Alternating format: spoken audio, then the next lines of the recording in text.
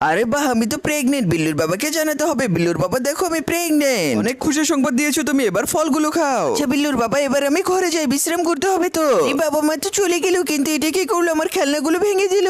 কলাটা একটু খেয়ে ফেলে, খোসাটা এখানেই রেখে দেই। এবার যাই ঘরে। আরে বাপরে, এটা কি হয়ে গেল? আমি তো পড়ে গেলাম। বিল্লুর বাবা, বিল্লু এই কাজ করেছে। বিল্লু, তোমার এত বড় সাহস, তুমি কলার খোসা ঘরে ফেলেছো কেন? আরে না বাবা, আমি এমনটা করিনি। তুমি চুপচাপ ভালো করে এই টয়লেটটা পরিষ্কার করো। টয়লেট পরিষ্কার শেষ, এবার বের হও তুমি বাসা থেকে। আমাকে ভুল বুঝে বাবা বাসা থেকে বের করে দিল।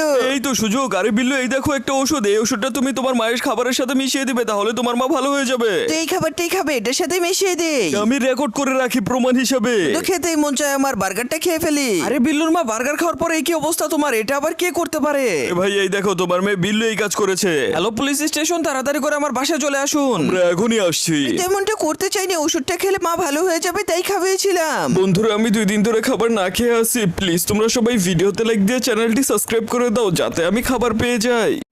অনেক কিউট হয়েছে। বন্ধুরা, আমি 2 দিন ধরে খাবার না খেয়ে আছি। প্লিজ তোমরা সবাই ভিডিওতে লাইক দিয়ে চ্যানেলটি সাবস্ক্রাইব করে দাও, যাতে আমি খাবার পেয়ে যাই। ওই